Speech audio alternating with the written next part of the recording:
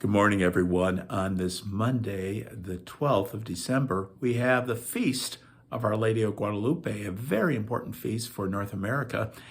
And we're going through the Office of Readings. And for today's reading that is in the office, it is a report by Don Antonio Valeriano, a Native American author in the 16th century. And it's entitled, "The Voice of the Turtledove has been heard in our land." At daybreak one Saturday morning in 1531, on the very first days of the month of December, an Indian named Juan Diego was going from the village where he lived to Tlatelolco in order to take part a divine worship and listen to God's commandments. When he came near the hill called Tepeyac, dawn had already come, and Juan Diego heard something calling from the very top of the hill. "Juanito, Juan Dieguito." He went up the hill and caught sight of a lady of unearthly grandeur, whose clothing was as radiant as the sun. She said to him in words both gentle and courteous, "Juanito, the humblest of my children, know and understand that I am the ever-Virgin Mary, Mother of the true God, through whom all things live. It is my ardent desire that a church be erected here so that in it I can show and bestow my love and compassion, help and protection to all who inhabit this land and to those others who love me, that they might call upon and confide in me. Go to the Bishop of Mexico to make known to him what I greatly desire. Go and put all your efforts into this." When Juan Diego arrived in the presence of the bishop, Fray Juan de Zumaraga, a Franciscan, the latter did not seem to believe Juan Diego and answered, "Come another time. I will listen at leisure."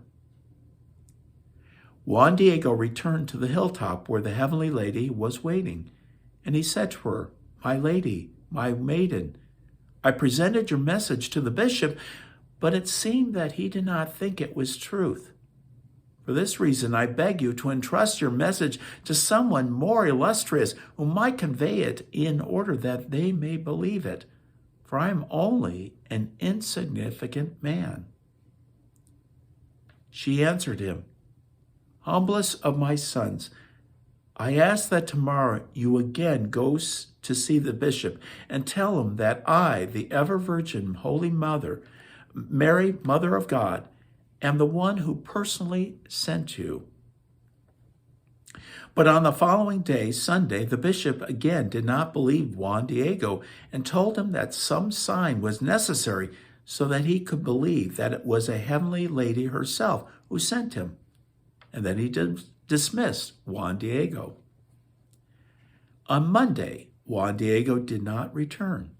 His uncle, Juan Bernardino, became very ill and at night asked Juan to go to Tlatelolco at daybreak to call a priest to hear his confession. Juan Diego set out on Tuesday, but he went around the hill and passed on the other side toward the east so as to arrive quickly to Mexico City and to avoid being detained by the Heavenly Lady. But she came out to meet him on the side of the hill and said to him, "Listen and understand, my humblest son. There is nothing to frighten or distress you. Do not let your heart be troubled, and let nothing upset you. It is I, your mother, who is here. Are you not under my protection? Are you not, fortunately, in my care? Do not let your uncle's illness distress you. It is certain that he has already been cured. Go up to the hilltop, my son, where you will find flowers of various kinds. Cut them and bring them into my presence." When Juan Diego reached the peak, he was astonished that so many Castellanian roses had burst forth at a time when the frost was severe. he carried the roses in the folds of his tilma, his mantle, to the heavenly lady. She said to him, "My son, this is the proof and the sign which you will bring to the bishop, so that he will see my will in it. You are my ambassador, very worthy of trust." Juan Diego set out on his way, now content and sure of succeeding. On arriving in the bishop's presence, he told him, "My lord, I did what you asked. The heavenly lady compiled with your request and fulfilled it. She sent me to the hilltop to cut some Castilian roses and told me to bring them to you in person.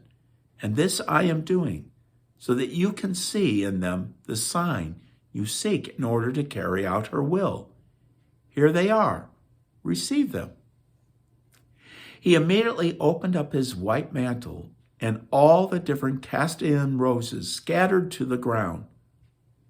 There was drawn on the cloak, and suddenly appeared the precious image of the ever-Virgin Mary, Mother of God, and in the same manner as it is today, and is kept in her shrine at Tepeyac.